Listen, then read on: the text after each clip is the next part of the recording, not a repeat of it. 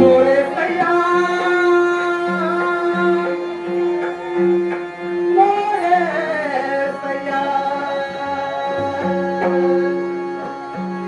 मोरे सैया मोरे सैया मोरे सैया गणे परदे मोरे सैया गणे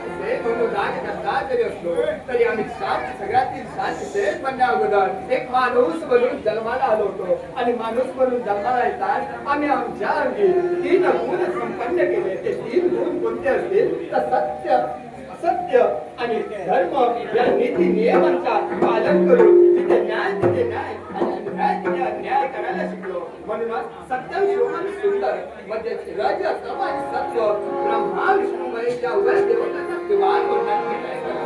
परंतु यावेळी जर का वाटत असतात तर आपल्या अंगी 3 गुण ठेवायचे असतील तर ते कोणते असतील तर गुरुमाता हा सर्वात मोठा गुण आहे. आणि गुरुमाताला पहिला तर मातृदेवता म्हणजे जिने 9 महिने आपल्या उदरी घडा मासाचा गोळा आपल्या उदरी ठेवला तीच माझी मातृदेवता. मातृदेवतो भगो नमः, मातृदेवतो भगो नमः. आणि त्यानंतर दुसरा गुरु कोण असेल तर आपल्या आयुष्यातील दुसरा गुरु म्हणजे ज्याने 2 बोटा पकडून हा जगाचा मार्ग दाखवला. सत्य असत्य काय असतं हे देखील दाखवलं. ते म्हणजे माझे पितृदेवतो भगो नमः, पितृदेवतो भगो नमः, पितृदेवतो भगो नमः. त्यानंतर तिसरा गुरु कोण असेल तर तिसरा गुरु ज्यांनी आपल्याला शिक्षण, अयोग्य, न्याय, नीती, निवाडा करायला शिकवलं ते माझे गुरुदेव. त्यांच्या तर्फे गुरुदेव भगो नमः, गुरुदेव भगो नमः, गुरुदेव भगो नमः. त्यावेळी गुरु मातांकडे गेलो होतो त्याच वेळी गुरुजींनी मलाही देखील आदेश दिला. आणि तो आदेश कोणता असेल तर हस्तस्य भूषणम दानम, कंठस्य भूषणम सत्य, नयनभूषणम सत्य आणि कर्णस्य भूषणम सत्य. म्हणजेच काय असेल तर हाताचा खरा दागिना काय असेल तर तो दान करणं, कानाचा खरा दागिना काय असेल तर चांगलं ऐकणं, डोळ्याचा खरा दागिना काय असणं तर समोर असलेल्या पैकी सत्य न सत्य म्हणजे योग्य काय आहे ते पाहणं. आणि मुखाचा काही धर्म असेल तर योग्य आणि योग्यच बोलावं. म्हणूनच म्हणतोय खरा मधुर स्वराला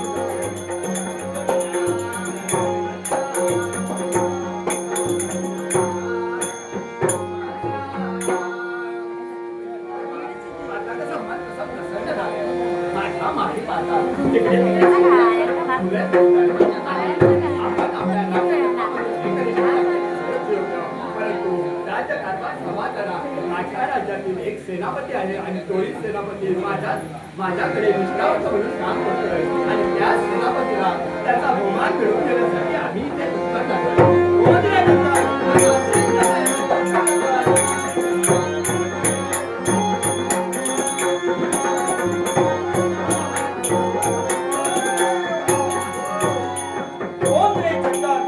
हे शब्द माझ्या कर्णपटाला पडताक्षणी क्षणाचा विलंब न करता उचलत्या पावलाने राज दरबारापर्यंत धाव घेतली. पण आल्याची जाणीव महाराजांना करून देणे माझं कर्तव्य. राणाजी, तुमच्या पायाचा पायी हा जन्नत तुमच्या जगी जास्त होतो आहे. आणि मंगलाचा आशीर्वाद जी मनोकामना पूर्ण होती. झालं मनाचं समाधान. राणाजी, मी माझ्या कामात मग्न असते वेळी एकाएकी आवाज देण्याचं कारण चंदन तुला एकाएकी आवाज देण्याचं कारण एकच.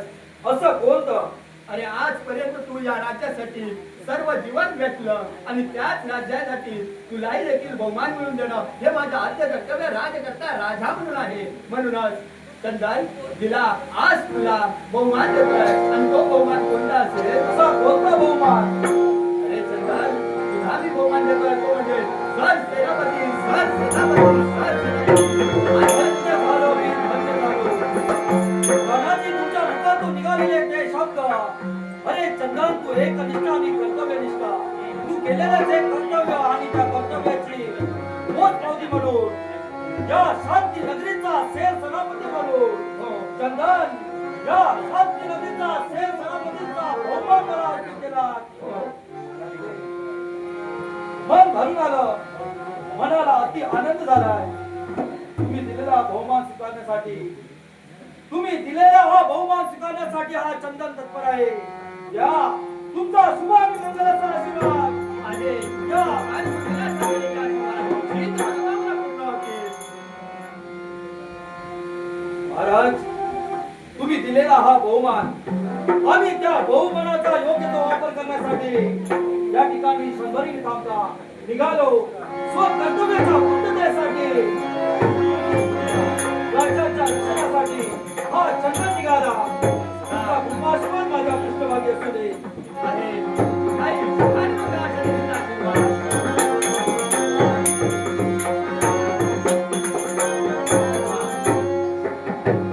आज राजकर्ता राजा म्हणून एकनिष्ठ राहिलेल्या चंदनला देखील बहुमान मिळवून देण्याचं एक कर्तव्य शांती नगरातील शांती प्रेम याने केलंय खरं. पण यावेळी आपण इथे न थांबता राज्याच्या विषयावर जाऊन राज्यकारभार सांभाळण्याचा प्रयत्न करावा हेच योग्य. हॅलो